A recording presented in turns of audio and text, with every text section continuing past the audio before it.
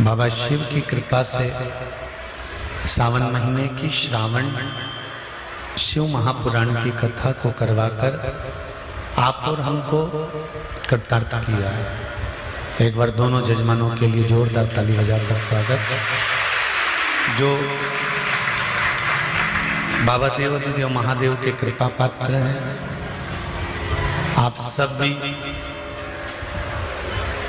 भगवान शिव की कृपा से श्रावण महीने के सोमवार की यह पावन कथा आस्था चैनल पर, फेसबुक, यूट्यूब पर ऑनलाइन श्रवण कर रहे हैं।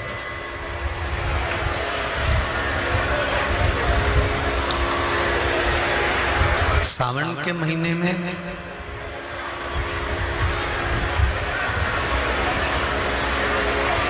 जलवृष्टि भी होती है, कीचड़ भी रहता है, हवा भी चलती है, आंधी भी आती है, कई जगह पर अतिवृष्टि भी हो जाती है। पर शंकर के जो भक्त होते हैं, शिव के जो गण होते हैं, शंकर के जो उपासक होते हैं, वो इसका स्मरण ना करते हुए श्रावण महीने में शिव मंदिर में जाकर 1 लोटा जल 2 लोटा जल समर्पित अवश्य करते हैं।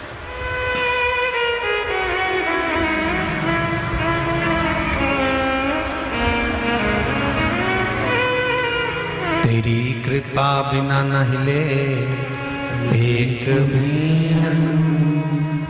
लेते श्वास, तेरी कृपा से हे गंगाधार मुक्तिदार ओंकार तू। बाबा देव अधिदेव महादेव आपकी मन की मुराद पूर्ण करके 3 महीने में आपको वापस यहाँ बुला।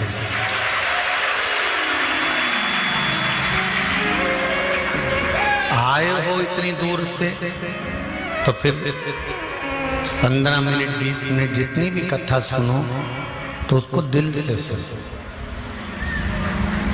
शोर करने के लिए या बोलने के लिए तो पूरा समय पड़ा हुआ है। कथा चालू नहीं हुई थी, उसके पहले भी अपन बहुत बोल रहे थे और कथा विराम होगी उसके बाद फिर बोल लेंगे।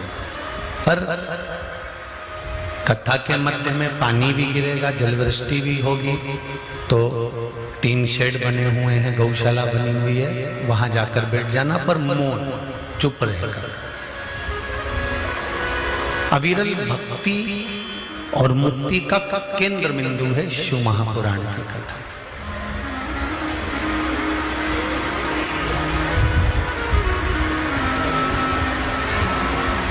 बचपन, जवानी, अधेड़ी और बुढ़ापा,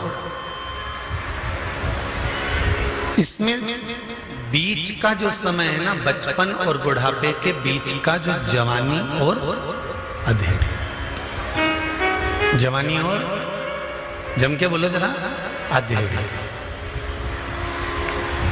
ये बीच का जो मोड़ आता है ना, बीच का जो टर्न आता है, ये सबसे बात है।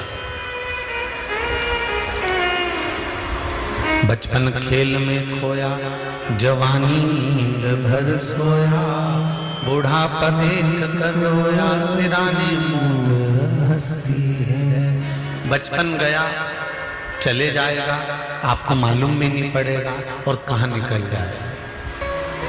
कब आप 17-18 वर्ष के हो गए, कब 19 वर्ष के हो गए, कब 20 साल 19 साल कब निकल गए होंगे मालूम नहीं पड़ेगा। पर बचपन के बाद में जो जवानी आई और जवानी के बाद में जो अधेड़ी आई, ये बीच का जो मोड़ है, बीच का जो टर्न है, ये सबसे भारी है।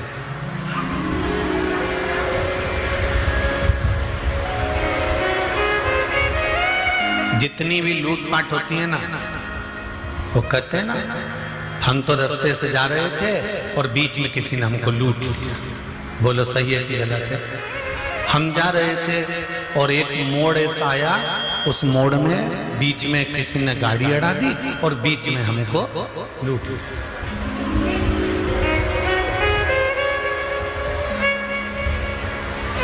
हम तो अच्छे खासे थे, इसने बीच में पांव अड़ाया। हम अच्छे थे, ये बीच में फंस गया।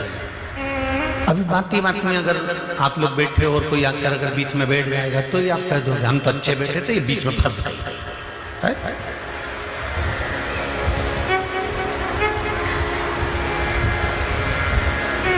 हम तो बढ़िया इंदौर जा रहे थे, भोपाल जा रहे थे, बीच में एक मोड़ आया, वहां बीच में किसी ने गाड़ी रोकी और बीच में ही हमारी गाड़ी पूरी की पूरी लूटी। ध्यान देना जरा, ये शब्द जो आता है ना कि बीच में गाड़ी लूटी गई, बीच में हमारे फंस गए, बीच में टांग अड़ा दी, बीच में हिस्सा कर दिया, हमारे बीच में क्यों बोला, ये बीच में जो शब्द है ये कोई ऐसे ही शब्द नहीं है। ये बचपन और बुढ़ापे के बीच के जो दो शब्द हैं, जवानी और अधेड़ी, बस ये जो है बीच में, ये हमारी जिंदगी को संवार भी देता है और ये हमारी जिंदगी को बिगाड़ भी देता है। ये बचपन अगर निकल गया, जवानी आ गई, जवानी अगर परमात्मा के चरणों में निकल गई, भगवत स्मरण में निकल गई, अपने नित्य कार्य में निकल गई, अधेड़ी तुम कमाओ, मना नहीं है। कभी भी इस व्यासपीठ से हमने ये नहीं बोला कि तुम तुम्हारी दुकान छोड़ दो, बोला कभी? इतनी कथा तुम लोगों ने सुनी होगी, कभी नहीं कहा कि दुकान छोड़ दो, कभी नहीं कहा कि तुम तुम्हारा व्यापार बंद कर दो, कभी नहीं कहा। इतनी कथाओं में आज तक भी आपसे ये नहीं कहा गया कि तुम कथा सुनने यहाँ आओ, बोला क्या? इतनी कथा करी, उसमें एक ही बात कहा कि अपने घर पे बैठ के सुनो और जब तुम्हारा काम हो जाए तब बाबा को धोख लगाने आओ, पर ये नहीं किया कि कथा सुनने आओ। फिर क्यों आई? वो भी तो समझ में आए। और जजमानों से भी पूछ सकते हो, ये दोनों बैठे हैं दुबे जी और बरवन जी, आप इनसे पूछो, रामकिशोर जी से और ये दुबे जी से, कि इनसे क्या कहा था कि तुम आना, तुम्हारी धर्म पत्नी को लाना, तुम्हारे बच्चों को लाना और ज्यादा से ज्यादा 5-6 लोग। बोलो, बोला कि नहीं बोला? इससे ज्यादा मत लाना। पर इनका जिसके प्रति दिल होगा, इनका जिसके प्रति भाव होगा, इन्होंने धीरे से फोन लगा के कह दिया होगा, काका जी आ जाना, बुआ जी आ जाना। उसी तरह हम तो मना कर देते हैं, पर भोलेनाथ जी पर जिसका दिल होगा तो उसको तो फोन लगा के बोला ही होगा। हमारे कहने से क्या होगा? लगन तुमसे लगा बैठे जो होगा देखा जाएगा, और तुम्हें अपना बना बैठे जो होगा देखा जाएगा। दिल उससे लगा।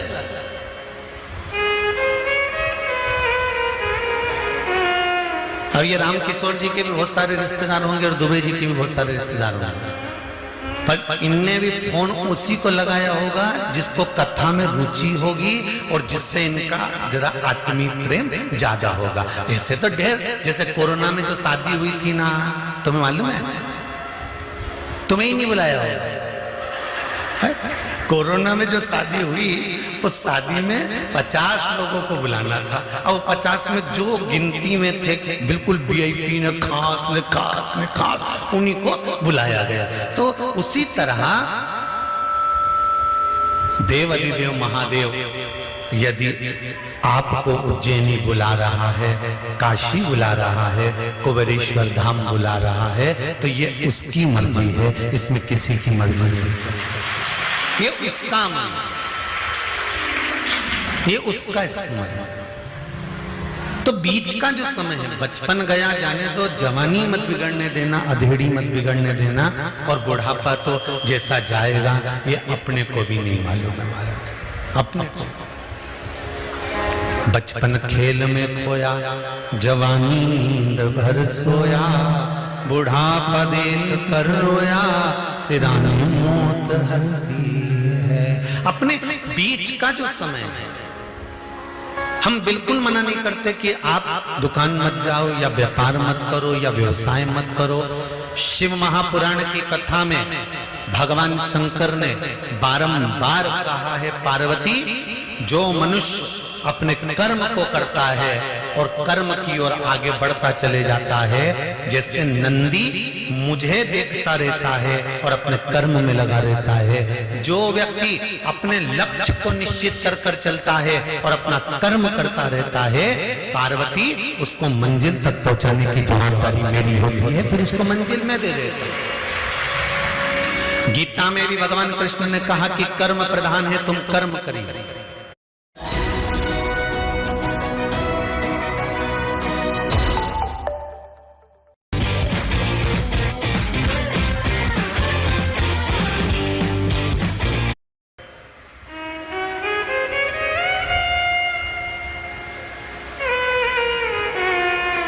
कर्म आपको करना है। एक गाड़ी चलाने वाला जो गाड़ी चलाता है ना, आगे बैठ के वो पीछे मुड़ के देखता है क्या? अरे जम के तो बोलो, नहीं। साइड में देखेगा? नहीं। इधर देखेगा? नहीं। और जितनी सवारी इसमें पीछे बैठी हुई है ना, जितनी सवारी साइड में बैठी हुई है ना, ये तो केला छील के केला खा रहे, एप्पल खा रहे, मूंगफली छील के खा रहे, खूब प्रेम से बात करते करते जा रहे, गप्पे भी लगा रहे, एक दूसरे को कूट भी दिया पकड़ गाड़ी के अंदर, पानी भी ढोल दिया, शीशे में से देख भी रहे हैं, खिड़की भी खोल रहे हैं, बंद भी कर रहे हैं, बात भी कर रहे हैं, गप्पे भी लगा रहे हैं, खुश भी हो रहे हैं, रो भी रहे हैं, हंस भी रहे हैं, गा भी रहे हैं। ये जितने ड्राइवर के आसपास में बैठे हुए हैं, जितने ड्राइवर के पीछे बैठे हुए हैं, जितने पीछे की सीटों पर बैठे हुए हैं, जितने साइड की सीटों में बैठे हुए हैं, ये सब अपना अपना काम कर रहे हैं। अब ये मैसेज भी कर रहे हैं, ये मोबाइल भी चला रहे हैं, और ड्राइवर क्या कर रहा है? गाड़ी चला रहा है। अगर ड्राइवर मैसेज करेगा तो तुम मंजिल तक पहुंचोगे क्या? ड्राइवर मोबाइल चलाएगा तो मंजिल तक पहुंचोगे क्या? नहीं। ड्राइवर अगर बातें करेगा, गप्पे लगाएगा, इधर उधर देखेगा, तो मंजिल तक तो नहीं पहुंचोगे ना, वो यम के पास जरूर पहुंच जाएगा। ड्राइवर की दृष्टि सामने है और वो गियर पर गियर लगा रहा है, स्पीड ब्रेकर आकर गाड़ी भी रोक रहा है, चले जा रहा है, उसकी मंजिल सामने है, वो गाड़ी को दौड़ा रहा है, भगा रहा है, और मंजिल तक पहुंचना है तो दृष्टि सम्मुख में रखी है। उसी तरह शिव महापुराण की कथा कहती है, ये पूरा शरीर गाड़ी है, इसकी इंद्रियां इसके पहिए हैं और मन रूपी ड्राइवर इसको चला रहा है। बस इस ड्राइवर को शंकर के सामने जाकर खड़ा कर दो तो मंजिल निश्चित हो जाएगी। शिव के सम्मुख में ले जाकर खड़ा करो तो मंजिल तक पहुंच जाओ। तेरा ही दिया मैंने खाया पिया, सम्मुख में भगवान की चौखट पर, इसकी दृष्टि है। कल कथा में अपन ने सुना था सुयशा,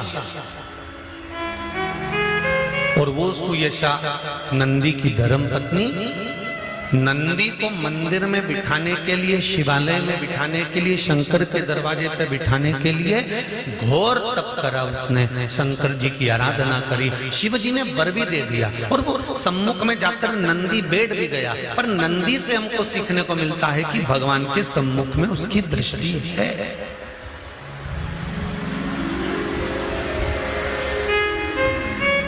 मैंने सारे नजारे देखने ना लगे। आज सावन का पहला सोमवार है, शंकर जी के मंदिर गए होगे,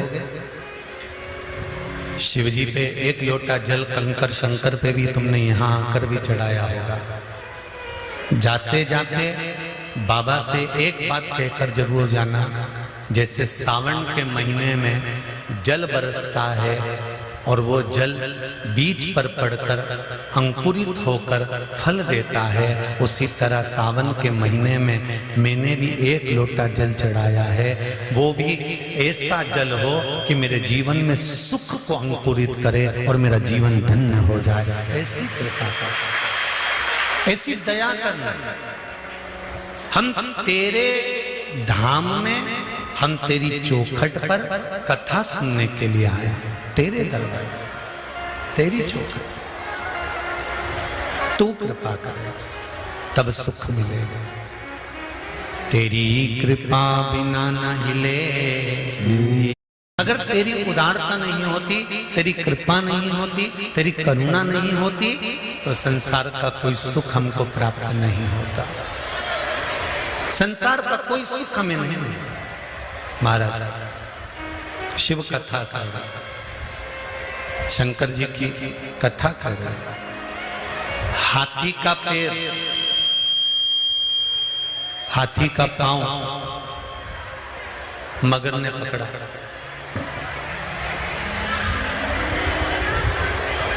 और जितने भी लोग पीछे खड़े हैं उनसे निवेदन है, आप लोग टीन शेड में चले जाओ। यहाँ से जितने भी लोग खड़े हुए हैं पानी में गीले नहीं हो, या शेड में जाकर बैठ जाओ, आराम से वहां बैठकर कथा सुनो। हाथी का पांव मगर ने पकड़ लिया, और हाथी का पांव जब मगर ने पकड़ा, हाथी का पैर जब मगर ने पकड़ा, उस पैर को पकड़कर मगर खींचता खींचता खींचता खींचता हाथी को लेकर पानी के अंदर जाने लगा। हाथी को खींचकर मगर हाथी को पानी के अंदर ले जाने लगा। जब पानी के अंदर मगर हाथी को खींच कर ले जाने लगा, पूरा परिवार हाथी का हाथी के साथ था, पूरा परिवार था। और संपूर्ण परिवार, पूरा की पूरा परिवार हाथी के संग है, पूरा के पूरा परिवार हाथी के साथ है। पर हाथी का पांव छुड़ाने वाला कोई था क्या? नहीं। तब हाथी ने क्या करा? अंत समय प्रभु आना पड़ेगा, वचन दिया तो निभाना पड़ेगा। महाराज जब सारा की सारा परिवार देखता रहा, हाथी खींच कर मगर पानी की ओर लेकर चला गया। उस हाथी को अभिमान बहुत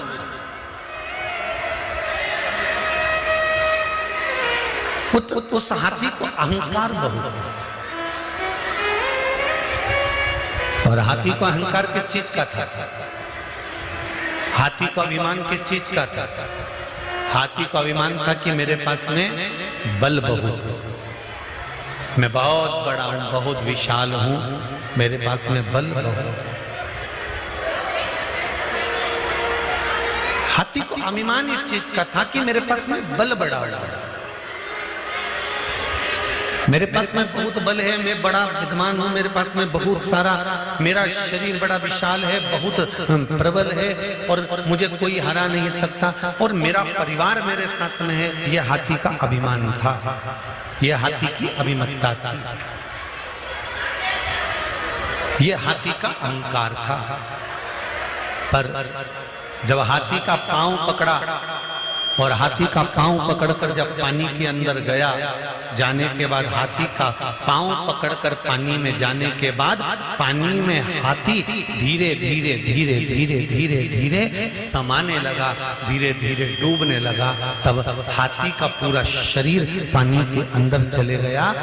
केवल हाथी की सूंड हाथी ने ऊपर कर ली और उससे श्वास ले रहा था, वो भी धीरे धीरे धीरे धीरे पानी में जाता जा रहा था, थोड़ा सा ही बचा था।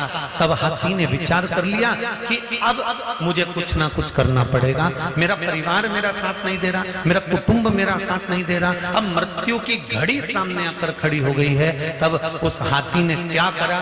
तब परमात्मा को पुकारना प्रारंभ, तब उस भगवान को बुलाया, तब उसको कि भरोसे थारे चाले रे भोले जी भोले जी चाले रे शंभो जे मारे नाम भोले जी मारे नाम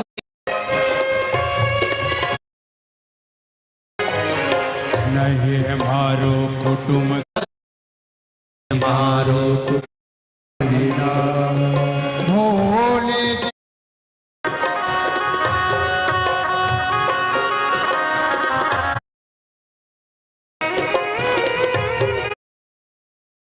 भरोसे चाले भोले उसे प्यारा हम शिव के आश्रित रहे। महाराज श्री शिवा नमस्तो श्री शिवा नमस्तो श्री शिवा नमस्तो श्री शिवा नमस्तो भोला सब तेरी माला। नंदी के लिए वो सुयशा मिल गए। देखिए शिव महापुराण की कथा कहती है, कल कथा में कहा था ध्यान लगाना और प्रार्थना करना, दोनों में एक भारी अंतर है। ध्यान लगाने में भगवान से डोरी बंध रही कि नहीं बंध रही पता नहीं है, पर प्रार्थना करने में दिल की बात हम देवाधिदेव महादेव से कह देते, हृदय की बात। जवानी और अधेड़ी, जवानी में भी और अधेड़ी में भी ये जो मोड़ का समय होता है, बीच की जो घड़ी होती है, बीच का जो समय होता है, इस बीच के समय को हमें संवारना। कहते हैं ना ये बहुत बिगड़ रहा है। बिगड़ने से मतलब क्या है? क्या बचपन में कोई बिगड़ जाता है? बच्चा हाथ में है, गोदी में है, बच्चा बिगड़ेगा? नहीं। अगर मार्ग भटकने का समय होता है ना, तो ये जो टर्निंग पॉइंट जो आता है, ये मोड़ जो आता है, इस मोड़ में व्यक्ति भटक जाता है। और सरल भाषा में समझ लीजिए, आप लोग गाड़ी से आए होंगे तो कहीं कहीं पर लिखा होता है अंधा मोड़। बोलो पढ़ा है कि नहीं पढ़ा? किस किस ने पढ़ा? जरा हाथ उठाओ। पढ़ा है ना सबने? क्या लिखा होता है? अंधा मोड़। अंधा मोड़ का मतलब है कि जब मोड़ आएगा तब व्यक्ति को दिखाई नहीं देगा। एक मोड़ तो ये आ गया कि मोड़ आए तो सावधानी रखो, मोड़ आए तो धीरे चलाओ। एक मोड़ हमारे यहाँ छोरा छोरी को भी बांधा जाता है। कब? अरे बोलो जम के जरा। शादी में सिर पे मोड़ बांधते कि नहीं बांधते? तो मोड़ क्यों बांधा जाता है? मोड़ बांधने का कारण क्या है? क्योंकि गाड़ी चलाने वाले के लिए भी कहा जाता है कि मोड़ पर थोड़ा ध्यान रखना। अभी तक तुम्हें घर का ध्यान नहीं था, अभी तक तुम्हें परिवार का ध्यान नहीं था, अभी तक तुम्हें कुटुंब कबीले का ध्यान नहीं था। अब तुम्हारे सिर पर जब से मोड़ बंध गया, तब से तुम्हारी जिंदगी का भी टर्न पॉइंट आ गया। अब मोड़ तुम्हारे सिर पर आकर खड़ा हो गया है, इसलिए परिवार का ध्यान रखना अब तुम्हारी जवाबदारी। अब माता पिता की जवाबदारी खत्म हो गई जी। कब से? जब से गाड़ी, अरे जम के तो बोलो, मोड़ पे पहुंची। जब से तुम्हारे सिर पर मोड़ रखाया। जब से तुम्हारे सिर पर मोड़ रखाया तब से वो तुम्हारा टर्निंग पॉइंट, तुम्हारा गाड़ी का मोड़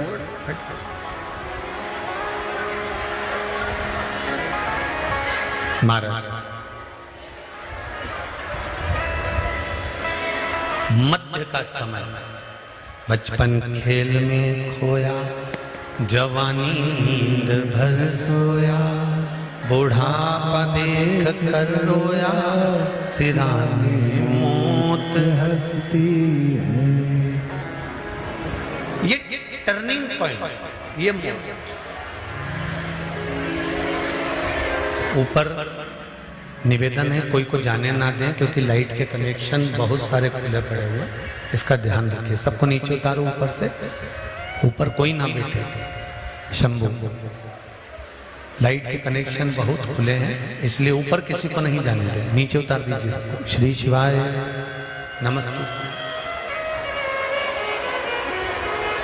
मोड़ का टर्निंग पॉइंट अपनी जिंदगी में, अपने जीवन में, जीवन की प्रत्येक घड़ी के पल पर एक समय ऐसा आता है जिस समय पर हमको मुड़ना होता है, और कहाँ मुड़ना है यह हमारे ऊपर निश्चित करता है। सुयशा ने भगवान शंकर से प्रार्थना करी, शिवजी से निवेदन करा, और सुयशा ने शंकर भगवान से प्रार्थना करी, निवेदन करा, तो फल ये हुआ कि भगवान शंकर के शिवालय में, शंकर भगवान के सम्मुख में नंदीश्वर जाकर विराजमान।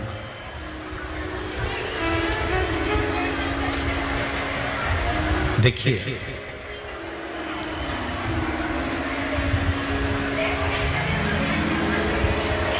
बचपन में गोदड़ी गंदी करोगे तो मां धो देगी। अरे बोलो तो जम के, सही है। बचपन में अगर गोदड़ी गंदी करोगे तो मां, बोलो जम के जरा, मां धो देगी।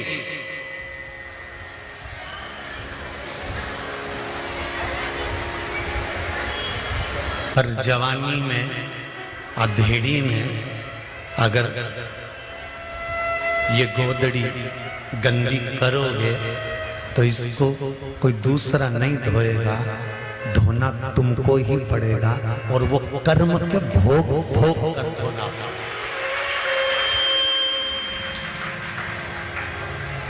बचपन की गोदड़ी को मां धो सकती है, बचपन की गोदड़ी को पिता धो सकता है, पर एक बात और सरलता में समझिएगा, अनायास, अचानक तुम्हें ज्ञान नहीं था, अज्ञानी थे, और अज्ञानी होने के बाद में अगर आपने कोई कर्म कर दिया, बेकार काम कर दिया, तो वो अज्ञानता में करा, उसका कोई दोष तुमको नहीं लगेगा। पर मालूम पड़ने के बाद अगर आप कुछ गलत कर्म करते हो तो उसका तो दोष लगेगा ना, उसका तो दोष मान्य होगा। सारी दुनिया को मालूम है कि जन्म हुआ है तो मरना निश्चित है। सारी दुनिया को मालूम है कि बचपन आया है तो जवानी भी आएगी, और जवानी आया है तो बुढ़ापा भी आएगा, अधेड़ी भी आएगी, ये निश्चित है, इसको कोई टाल नहीं सकता।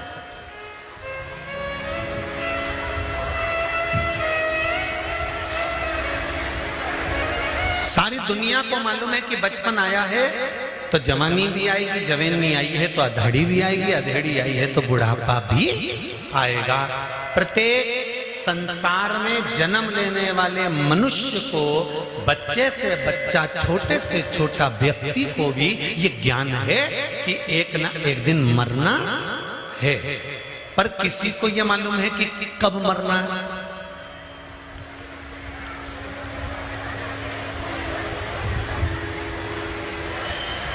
किसी को यह अंदाजा है कि कब प्राण छोड़ना है।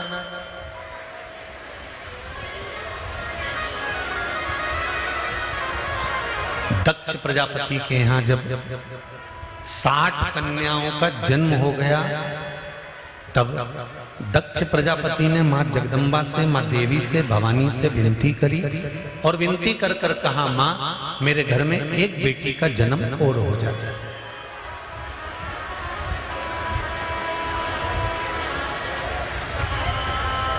मेरे घर में एक बेटी और जन्म ले। माँ देवी ने कहा, बेटी कहाँ जन्म लेने जाएगी और कहाँ मैं बेटी ढूंढने जाऊंगा? दक्ष प्रजापति, तेरे घर में स्वयं में आद्य शक्ति दुर्गा भवानी तेरे घर में बेटी के रूप में जन्म ले, और सती के रूप में दक्ष प्रजापति के घर में माता पार्वती का स्वरूप जो था सती के रूप में जन्म ले लिया। अब सती मैया प्रकट हो गई। सती मैया जब धीरे धीरे धीरे धीरे धीरे धीरे अवस्था हुई और माता सती ने जब अपनी युवानी अवस्था धारण करी, जब माता सती कुछ अवस्था बड़े हो जाती हैं, कुछ तरुणाई अवस्था में माता आ जाती हैं, तब माता ने एक दिन अपनी मां प्रसूति से एक प्रश्न किया।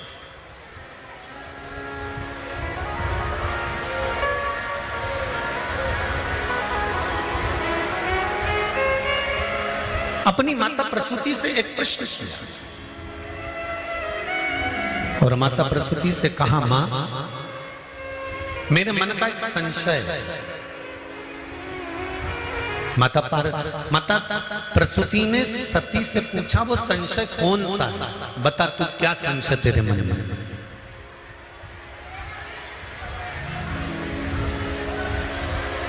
ये बच्चों का माता पिता के प्रति आत्मीय प्रेम रहता है कि बच्चे जब भी प्रश्न करते हैं तो अपने माँ बाप से करते हैं, और होना चाहिए। और प्रत्येक माता और पिता से मेरा निवेदन है, तुम्हारे घर के बच्चे अगर कोई प्रश्न कर रहे हैं तो उसका उत्तर जरूर देना चाहिए माता पिता को, क्योंकि माता और पिता गुरु का एक स्वरूप होते हैं। इसलिए उनका फर्ज है बच्चे जब प्रश्न करें तो माता पिता उत्तर दें।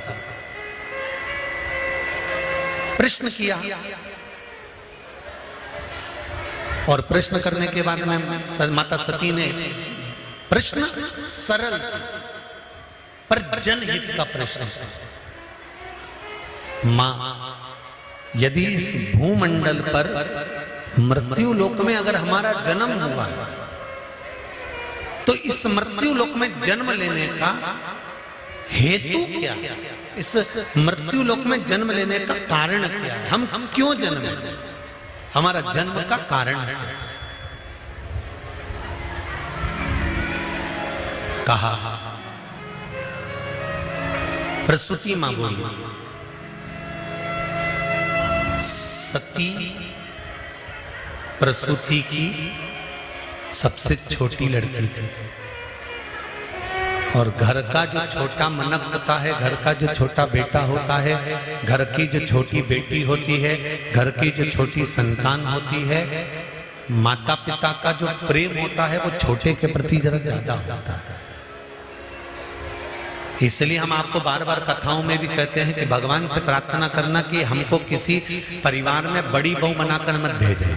जो घर की बड़ी बहू होती है ना, उसको बहुत सुन के चलना पड़ता है, बहुत संभाल के चलना पड़ता है। जरा जरा सी बात में सास चिल्ला के दौड़ जाती है, आंख नहीं थी, तू तो बड़ी थी, तू तो बड़ा था, तेरे में अक्ल नहीं थी। और घर की जो छोटी बहू होती है ना, वो थोड़ा सा भी काम बिगाड़ देती है ना तो भी सास के मुंह से नहीं निकलता, छोटी है, छोटी, अभी तो छोटी है, अभी अभी कोई इसमें अक्ल है, अभी अभी तो आई है, शादी हुई है, नई नई आई है, उसमें अक्ल है। और फिर बड़ी बहू इतना कह दे कि हम ब्याह कर आए थे, शादी कर आए थे, तो 6 महीने में हमको तो कह दिया था कि तुम इतनी बड़ी आई हो, काम करो। और वो अब छोटी है, 2 साल में भी, 4 साल में भी, 6 साल में भी, छोटी हमेशा छोटी ही रहती है।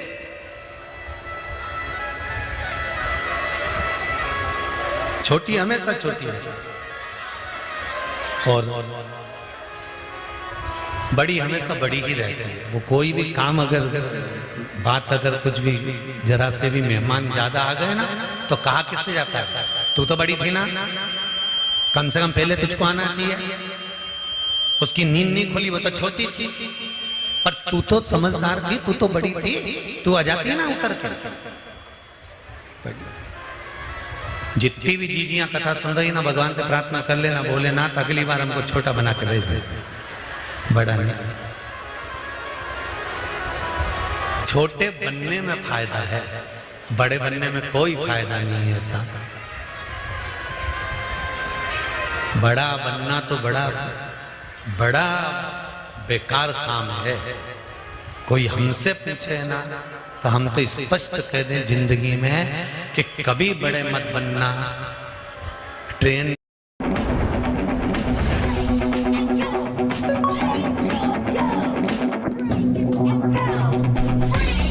में सफर भी करो और बाथरूम भी जाओ ना तो 4 वीडियो बनाने वाले मिल जाते हैं कि महाराज गए हैं तो फोटो खींचे। अब ये स्थिति, पंडित जी सत्य कह रहे हैं महाराज। अगर छोटे हो ना, कहाँ जा रहे हो, कहाँ आ रहे हो, क्या कर रहे हो, क्या बोल रहे हो, कोई मतलब नहीं रहता। पर जब आप बड़े बनते चले जाते हैं तो आप क्या बोल रहे हो, किसके लिए बोल रहे हो, कैसे बोल रहे हो, आपने क्या बोला, वो सारी चीजें निकाल के रख ली जाती है कि कैसे बोला, क्यों बोला, किसके लिए बोला, कहाँ खड़े थे, कहीं ठेले पे खड़े होकर हाथ ठेले पर चाउमीन तो नहीं खा रहे थे, कहीं पानी पतासा तो नहीं खा रहे थे। बड़े जब बन जाते हैं तो बड़ा ध्यान रखना, पर छोटे में कोई ध्यान रखना है क्या? नहीं। शिव महापुराण की कथा कर रही है, जब तक तुम छोटे हो तुम्हारी गोदड़ी अगर गंदी भी कर दोगे तो उसको मां जम के बोलो जरा धो देगी। अगर बचपन में गोदड़ी गंदी करी तो मां धो देती है, पर जवानी में अधेड़ी में अगर कोई शरीर गंदा हो गया, ये गोदड़ी गंदी हो गई तो इसको मां नहीं धो सकती। इस गोदड़ी को तो फिर हमें खुद को धोना पड़ेगा, क्योंकि बच्चा जब बड़ा हो जाता है तो मां भी कह देती है थप्पड़ मार के, इतना बड़ा हो गया अभी भी गंदगी कर रहा है, चल अपने कपड़े खुद धो। बोलो सही है कि गलत है? उठा अपनी पैंट धो के ला, उठा अपना चड्डा धो कर ला, उठा अपना शर्ट धो के ला। अब तो तू बड़ा हो गया, अपने कपड़े तो खुद धो सकता है। जब छोटे थे तब मां धोती थी, जब बड़े हो गए और अगर कपड़ा गंदा हो गया, गोदड़ी गंदी हो गई तो उसको कोई नहीं धोएगा, धोना तुमको पड़ेगा। उसी तरह बचपन का किया गया कर्म भगवान माफ कर सकता है, पर जवानी और अधेड़ी में किए गए कर्म को भगवान माफ नहीं करता, उसे भोगना ही पड़ता।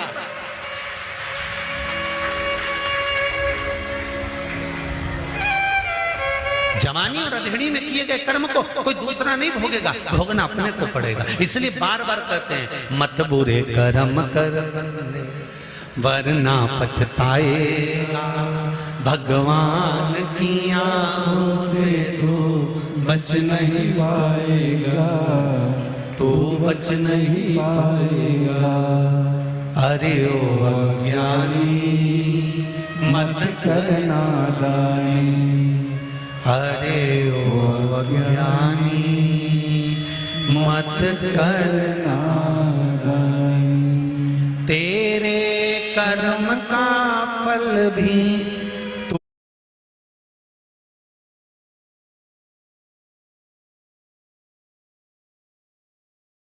बड़ा मुश्किल है।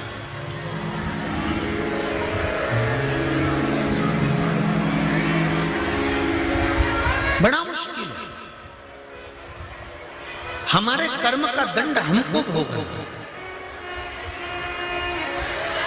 जैसा कर्म करोगे उसके अनुसार फल तो भोगना। बस एक बात का स्मरण रहे आपको, जब कर्म का दंड हमको भोगना है तो शिव महापुराण की कथा कहती है, भगवान शंकर की कथा कहती है, शिव तत्व कहता है कि इस कर्म के दंड को भोगने में मेरे भोलेनाथ जी की शरणागति को पकड़ लेना चाहिए। उससे क्या होगा, क्या होगा उससे? तो कहा दुख जब सामने आकर खड़ा भी होगा ना, और आप मन से श्री शिवाय नमस्ते, दुख सामने आकर खड़ा हो गया और आपने अगर मंत्र का स्मरण करा है, पंचाक्षर मंत्र नमः शिवाय, षडाक्षर मंत्र ओम नमः शिवाय, श्री शिवाय नमस्तुभ्यं, राम नाम कृष्ण नाम द्वादशाक्षर मंत्र ओम नमो भगवते वासुदेवाय। तुम राम जप रहे हो, तुम कृष्ण जप रहे हो, तुम शिव जप रहे हो, तुम श्री शिवाय नमस्तुभ्यं जप रहे हो, तुम जिस शंकर का स्मरण कर रहे हो, राम और कृष्ण का स्मरण कर रहे हो, तुम्हारा दुख अगर भारी भी है तो उस मंत्र के जाप से थोड़ा सा कम हो जाता है। जैसे हाथी का पांव मगर ने पकड़ा, पांव खींचकर पानी में ले गया, हाथी डूब रहा है, परिवार खड़ा देख रहा है, रो रहा है, चिल्ला रहा है, चीख रहा है, पर हाथी को लगा वे से काम नहीं चलेगा, अपने कर्म का दंड अपने को भोगना है। तब हाथी ने भगवान को बुलाना प्रारंभ करा और परमात्मा आए कि नहीं आए? आए ना, दौड़ प्रार्थना स्वीकार करिए, प्रार्थना स्वीकार करिए। और जब बैठो प्रार्थना स्वीकार करिए, दिल की बात हम जब भगवान से कहते तो भगवान उसको स्वीकार करते, भगवान उसको स्वीकार करेगा।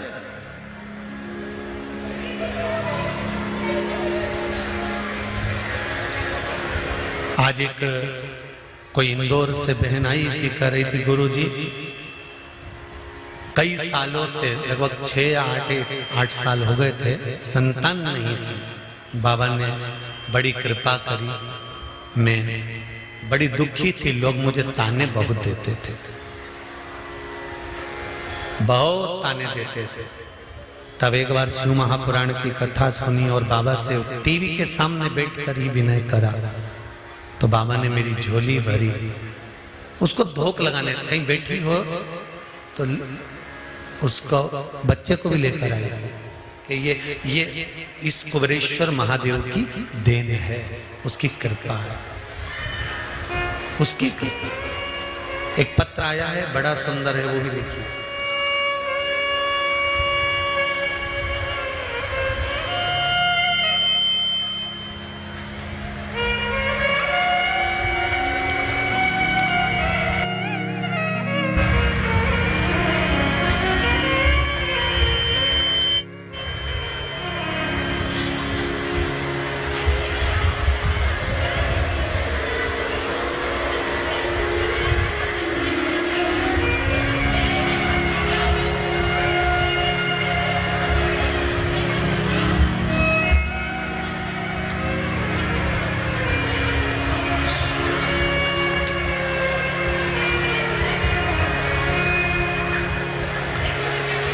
कीर्ति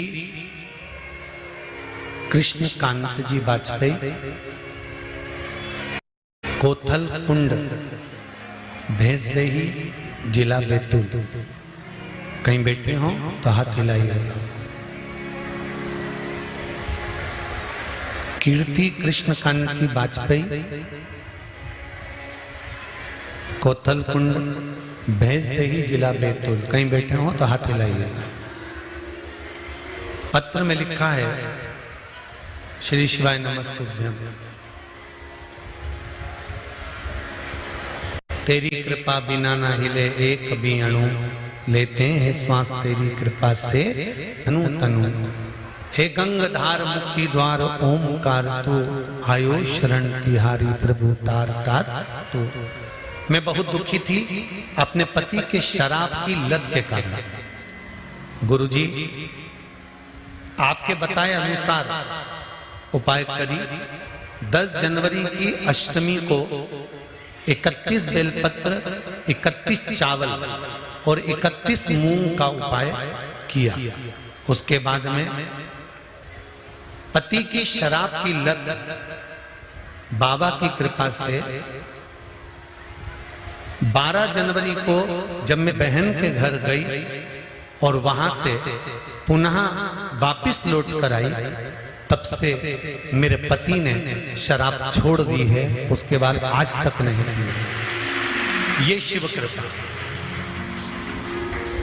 ये शंकर की उदारता।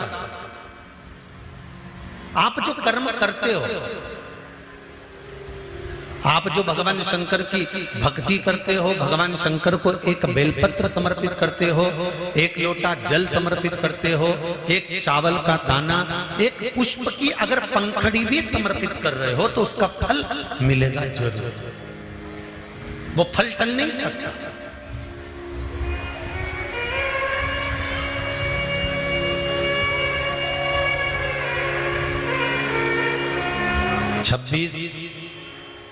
जुलाई को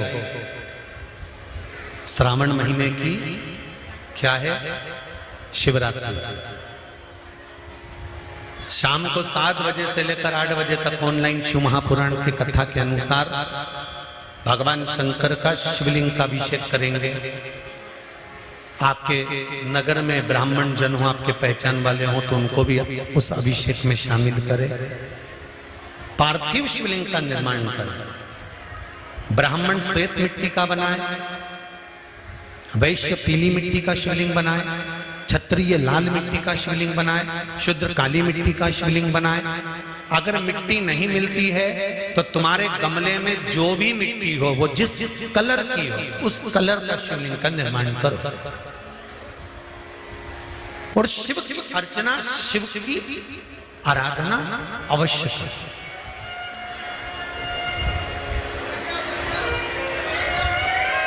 शंकर भगवान को गेहूं के दाने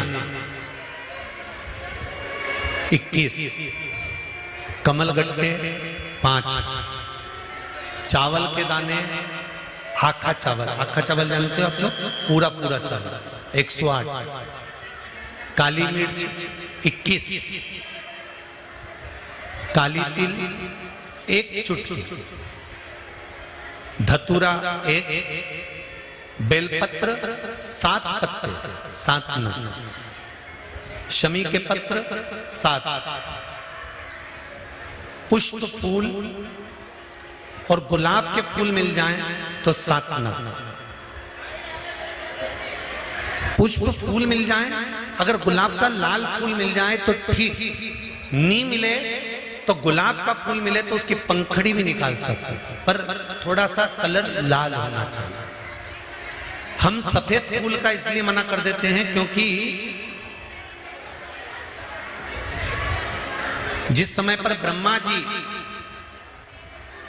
शिवलिंग का छोर का पता करने गए थे, उस समय पर केतकी के फूल को साथ में लेकर आ गए थे।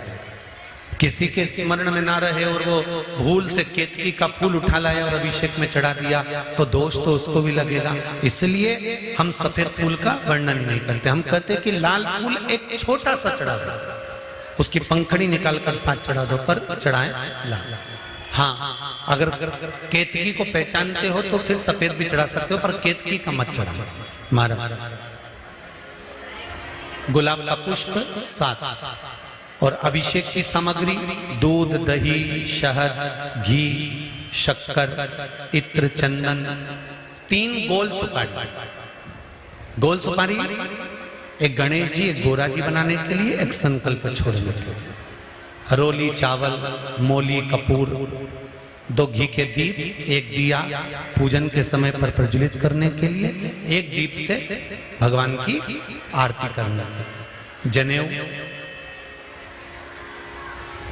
काली मिट्टी या पीली मिट्टी या लाल मिट्टी या सफेद मिट्टी शिवलिंग का निर्माण करना। जिस समय 7 बजे हम लोग अभिषेक करने बैठे 26 तारीख को, उससे पहले शिवलिंग का निर्माण थाली के अंदर करके रख। और किस भाव से करना?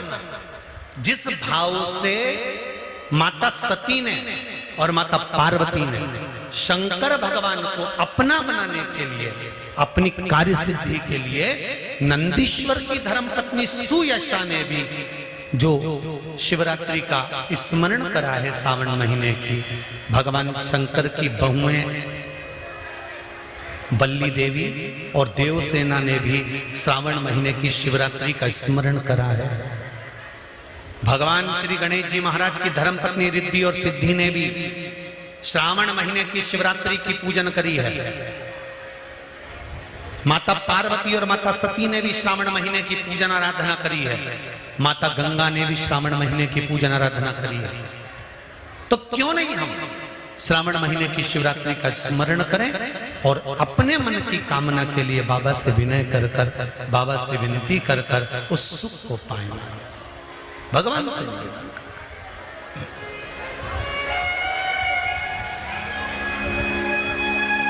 सती मैया तरुणी अवस्था में अपनी माता से प्रश्न करती है और माता उत्तर पर उत्तर देते हैं।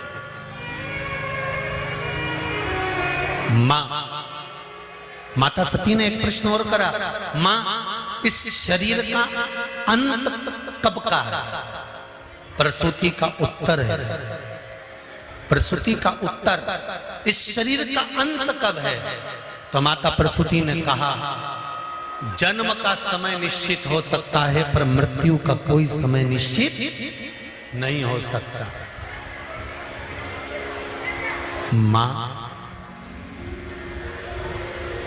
मां कहती है, सुनो पुत्री, जैसे एक आज के बच्चों को और पहले के समय में, आज के समय में जो पेन आता है ना, ये प्लास्टिक से ढका होता है, इसके अंदर कितनी शाई है ये हमको नहीं दिखती। दिखती है क्या? नहीं। पर पहले के समय में जो पेन आता था, उस पेन में कितनी शाई होती थी, कितनी कम हो जाती थी, वो हमको दिखती थी। तो लिखने वाला जब परीक्षा हॉल में लिखने बैठता था ना, तो अंदाजे से पेन लेकर जाता था कि मेरा ये पेन यहाँ खत्म होने वाला है। तो देख लिया उसने, इतनी सी शाई बची है, लिखना चालू करा, फिर देखा शाई थोड़ी सी बची है, फिर देखा शाई थोड़ी सी बची है। पहले के समय में दुनिया के लोगों को मालूम था कि बचपन जाएगा, जवानी आएगी, जवानी जाएगी, अधेड़ी आएगी, अधेड़ी जाएगी, बुढ़ापा आएगा। पहले के समय में लोगों को मालूम था कि ये 100 साल जिएगा और 100 साल के बाद मरेगा। पहले के समय के लोगों को मालूम था कि शाई कितनी रह गई, कलम में कितनी शाई रह गई। पहले के लोगों को मालूम था कि अभी इतनी श्वास रह गई है, अभी इतना शरीर और रह गया, अभी इतने साल और ये नौकरी पर रहेगा, अभी इतने साल और ये काम करेगा। तो पहले के लोगों को मालूम था कि 100 साल तक ये जिएगा, मतलब इसमें इतनी शाई रह गई है। तो वो लिखता जाता, लिखता जाता, लिखता जाता, लिखता जाता। तो आज के समय में प्लास्टिक के पेन के अंदर शाई भर दी जाती है और वो शाई हमको नजर नहीं आती है, कब कब खत्म हो जाती है, लिखते लिखते कब समाप्त हो गया तो पेन बदलना पड़ता है। उसी तरह मेरे शिव की कथा कहती है, ये कली युग में, कली काल में व्यक्ति को मालूम नहीं रहता कि कौन सी श्वास आखिरी है, कब शाई खत्म हो गई, कब पेन को फेंकना पड़ जाए, ये जीवन का कोई भरोसा नहीं। इसलिए ध्यान रखना, पेन को हर कहीं मत चल। आप सब माताएं बड़ी बड़ी चतुर चतुर बैठी हैं, आपका बच्चा अगर ABCD लिखे या आ बा का दा लिखे तो तुम खुश होती हो कि नहीं होती? अरे बोलो तो जम के, होती हो ना? बच्चा काम की चीज लिख रहा और बच्चा पेन उठा के कॉपी को, अरे बोलो तो जम के, गोदे जाए, गोदे जाए, गोदे जाए, बेमतलब का चलाए जाए, चलाए जाए, चलाए जाए। तो तुम क्या करोगी? पागल हो गया, चल पेन दे। पूरी कॉपी बेकार कर दी, पूरी कॉपी बेकार कर दी, चलो पेन छोड़ो। समझदार मां शाई खत्म नहीं होने देती और कॉपी का पेज गंदा नहीं होने देती। खराब नहीं होने देती। इसलिए बच्चे को कहती आ लिख, बा लिख, ए लिख, बी लिख, सी लिख, मना नहीं है, पर कॉपी को यूं ही बर्बाद करेगा तो माँ बर्बाद नहीं होने देगी। उसी तरह संत भी ऐसे ही होते हैं। जब हम अपनी जिंदगी, बचपन, जवानी, अधेड़ी, बुढ़ापा यूं ही गोद गोद के बर्बाद करना चालू कर देते हैं, खाने में, पीने में, सोने में बर्बाद करने लगते हैं, घूमने फिरने में बर्बाद करने लगते हैं, तो कोई सतगुरु आता है जो तुम्हारा हाथ पकड़कर कहता है इसको बर्बाद मत करो, हाथ में एक माला पकड़ो, शंकर का गुणगान करो, भगवान की अविरल भक्ति में डूबो, तो ये जिंदगी सार्थक होगी। संत भी तुम्हें बेकार होने से रोक देते, सतगुरु भी तुम्हें बेकार होने से रोक देते। अकाल मृत्यु भो मरे जो काम करे चंडाल का, काल उसका क्या बिगाड़े जो भक्त हो महाकाल का। शिव की आराधना करो, राम की आराधना करो, कृष्ण की आराधना करो, भगवान की आराधना करो, भगवान की अविरल भक्ति में डूबो। बचपन गया जाने दो, जवानी गई जाने दो, अधेड़ी गई जाने दो, और बुढ़ापा मत बिगड़ने देना। अगर बुढ़ापा बिगड़ गया तो जिंदगी नरक पड़ जाएगी। इसलिए थोड़ा सा जीवन को संवारने का प्रयास करें।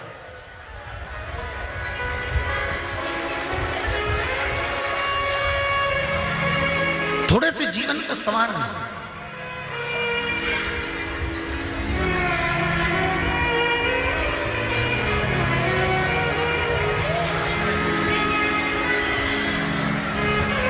सुनो नाथ अरज मेरी, शरण पड़ी तेरी, भजन नहीं की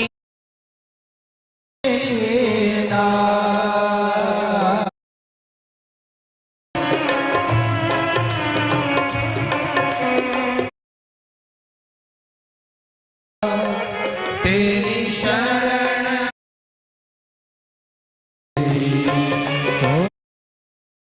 शरण बताइए, शरण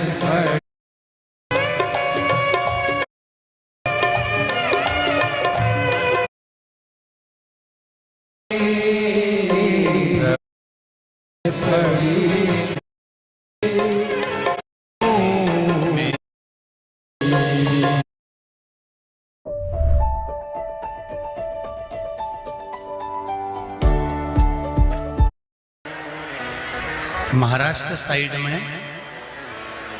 मारवाड़ी परिवार जो भी जितने भी रहते हैं वो